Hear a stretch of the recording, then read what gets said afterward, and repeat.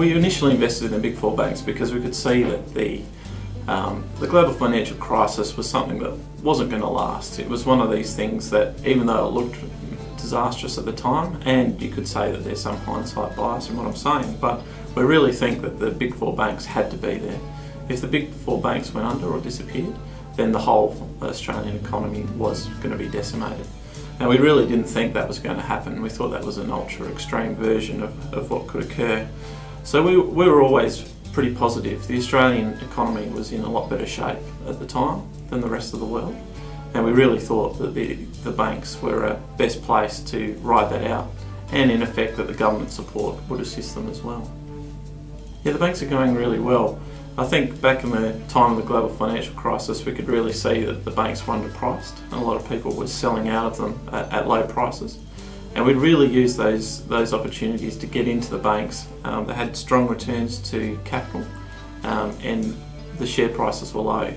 Now they've come back after last year was perhaps a slightly softer year for the banks, and we really think that in the last year they've done quite well. The banks have just reported. ANZ's done particularly well with an increase in cash profit of 11%.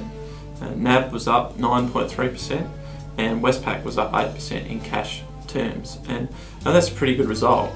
I think if you go back a year, and you can probably see on some of our videos that we've released, we were expecting much lower growth. We were expecting about 6%, and in effect they've come out 50% higher than that. I think that's a really good return. Importantly for our clients, share prices have risen over the last year, and the banks have been the main beneficiary. For accumulators in particular, that's been great, but for our income related clients, dividends have also increased substantially. ANZ was up 13% on a per share basis, NAB was up 5.6%, and Westpac was up 5%, and that's been a really great outcome. Now you have to be careful when you look at dividends specifically.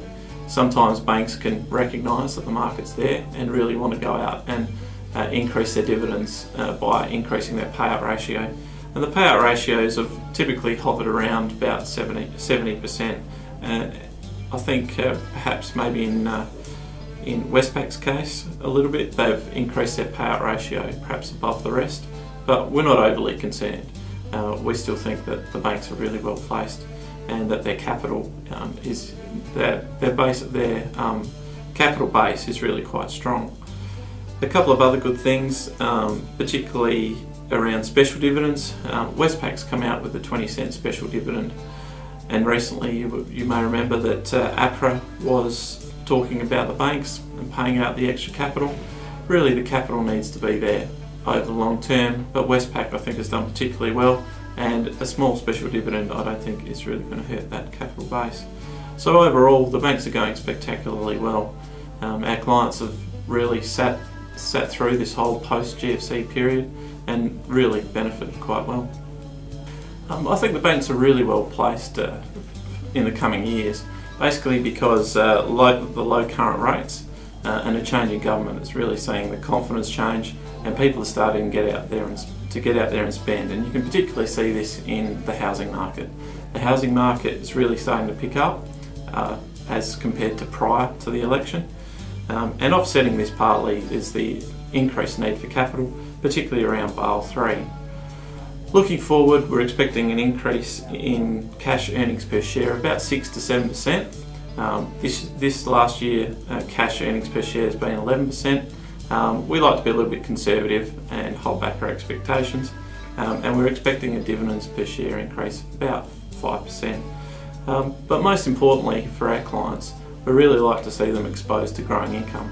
If you're exposed to growing income over the long term, your share prices will rise and continue to back that up. And we really think you can ride out any economic or market storms that may or may not occur. But we think it's really critical that our clients are invested in quality, and the banks are some of the best going around. If you would like any more information, you can find us on Facebook, YouTube, Twitter, or at our website.